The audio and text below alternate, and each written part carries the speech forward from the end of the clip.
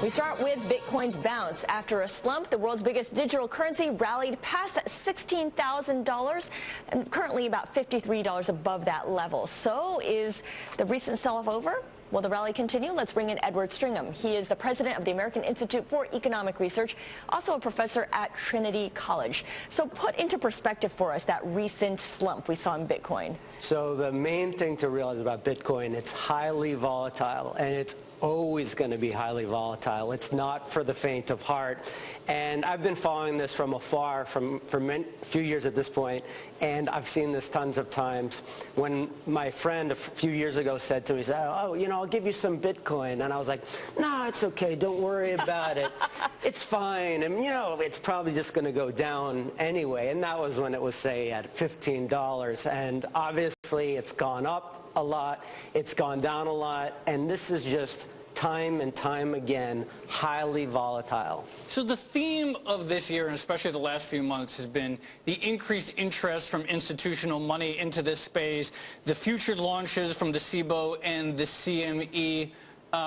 You know, the most obvious artifact of that, there's also all these ETF filings and so forth. Do people know what they're getting into when they're pumping liquidity into this space? Like, how much knowledge is there, or do they just see a line that's going straight up? Well, the cool thing to me is there's not just the specific currency, but all the technology associated with it. And the early adopters were saying, oh, it's great because we're going to get rid of all financial intermediaries, and it's going to be amazing. And I said, well, what's so good about that? Aren't these financial intermediaries providing value in many areas? And so the great thing to me is seeing these big mainstream companies getting involved with Bitcoin or getting involved with some of the competing currencies like Ethereum. So yeah, I'm sure there's a lot of people who are like, yeah, I'm not really sure. Ran into a couple students, ex-students from a few years ago, and they were like, we were just talking about you yesterday. We bought some Bitcoin. So a lot of people are just doing it for fun, for sure. Nobody knows the ultimate value of this underlying asset, but the technology that is associated with it, that is potentially very powerful, and these markets are evolving together, and as people are seeing this, that's increasing demand. So I think it's fascinating that all these different people are getting into this market. Okay, clearly you're optimistic on Bitcoin and on cryptocurrencies. I want to bring in a voice. Kim Schoenholtz, who is a professor at NYU Stern School of Business, displayed some skepticism over Bitcoin this morning on Surveillance. Take a listen. It has all the hallmarks of a bubble. Bitcoin doesn't have any earnings. It's not clear whose liability it is. If anything, the fundamentals associated with Bitcoin have deteriorated sharply over the last year.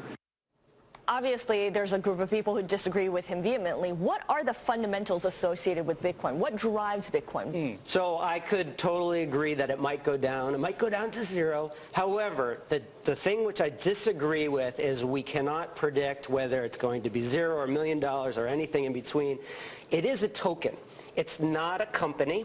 It's like a private fiat currency in the same sense that Canada produces a bunch of Canadian dollars, or the United States government has produced a bunch of American dollars, which historically were tied to gold. Now they're not. It's just a number. And in this case, this private group of quasi-anonymous people have created 21 million of these tokens. And so, yeah, there's nothing backing it, but there's nothing backing the dollar or any other currency. And I don't know the exact number, but at this point, it's close to the 6th largest currency in the world. But Scarlett and I have to hold some dollars, because if we don't pay taxes in dollars, we'll get put in prison April 15th. Like that, when people say there's nothing backing it, there is something. I mean, there's a gun and an army and a jail and all this stuff that forces all of us to hold some dollars at the end of the year. So it's a little different. You're exactly right. The legal tender laws does make this different. However, the fact that people are using this perhaps as a hedge against inflation, or in other countries, people are using this perhaps as a way of not having the government of Cyprus just withdraw money from their account, or the government of Argentina drawing money from people's account 15 years ago.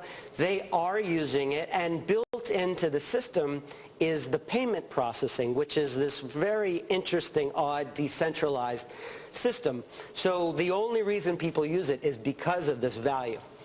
And of course, it's fascinating to track how governments and countries respond to the widespread adoption of Bitcoin, or at least the proliferation of people talking about it. Who do you think has the potential to get it right? Is there any country or institution that's out front in accepting Bitcoin for what it is?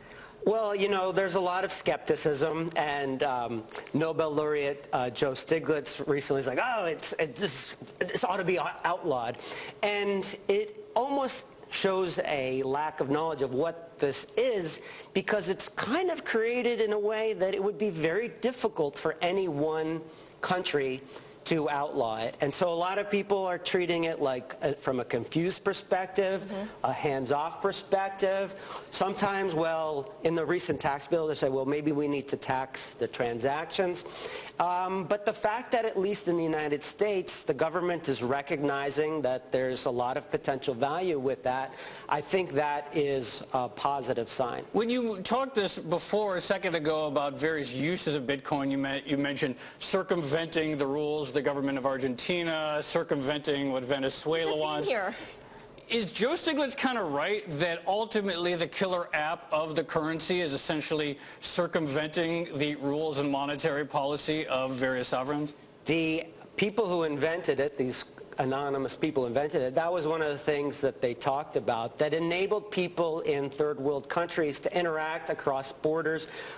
Many people in these countries are unbanked. They don't have access to large central banks in their country. And so this is a way of allowing individual people to interact regardless of whether the local central bankers are reliable or not. All right.